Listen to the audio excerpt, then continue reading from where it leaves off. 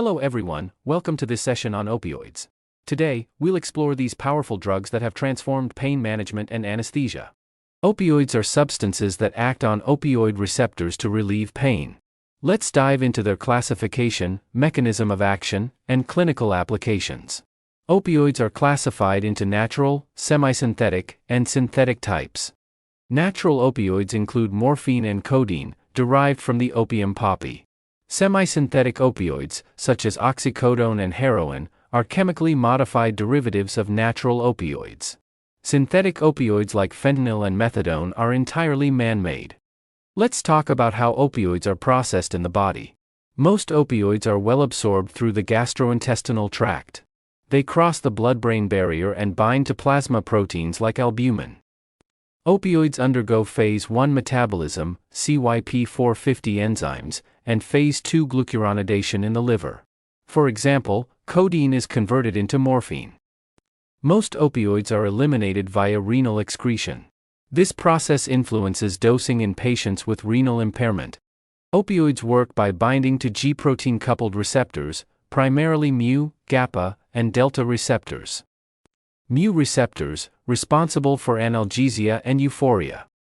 GABA receptors, mediate spinal analgesia and dysphoria.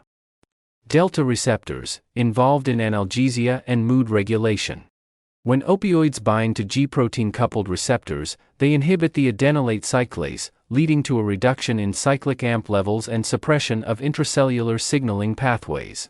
This action modulates ion channels by closing calcium channels and opening potassium channels, resulting in decreased neurotransmitter release, which reduces the neuronal excitability in the dorsal horn of the spinal cord and other pain pathways. Now let's discuss some additional mechanisms of opioids. First, they stimulate dopamine release, which contributes to the euphoric effects that opioids are known for. Second, opioids inhibit the cough reflex center, making them effective in suppressing coughs, as seen with drugs like codeine. Lastly, they suppress gastrointestinal motility, which explains why constipation is one of the most common side effects of opioid use. Let's move on to the pharmacological effects of opioids.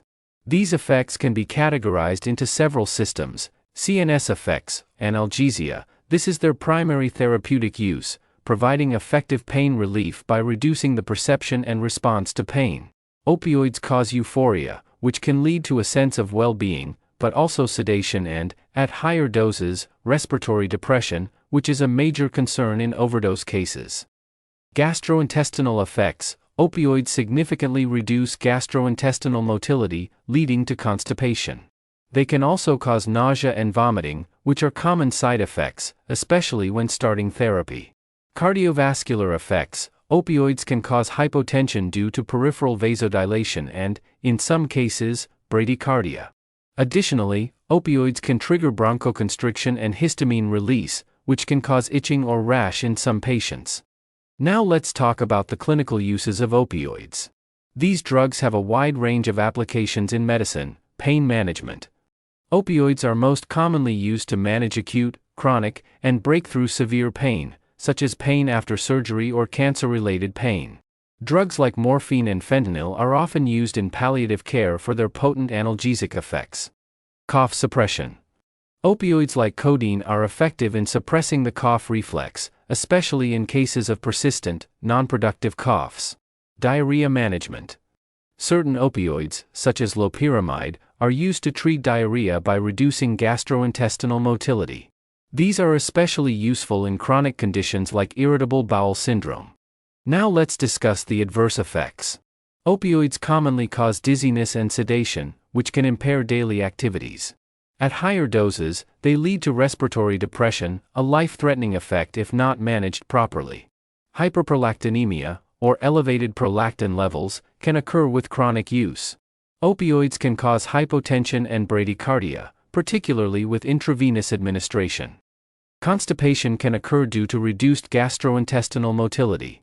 Nausea and vomiting are also common, especially at the start of therapy. In extreme cases, opioids can lead to unconsciousness, particularly in overdose situations. These adverse effects underscore the importance of careful patient monitoring and dose adjustment to minimize risks, while achieving therapeutic benefits. Let's now discuss tolerance, a key concept when it comes to opioid use. Tolerance occurs when the body becomes less responsive to the drug over time, requiring higher doses to achieve the same effect. This involves upregulation of receptors and desensitization, where the opioid receptors become less sensitive to the drug.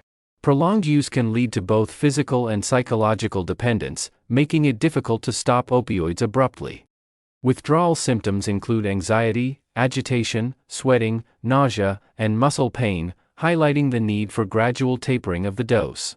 While tolerance and dependence are physiological processes, addiction refers to compulsive drug-seeking behavior, which is a serious risk with long-term opioid use.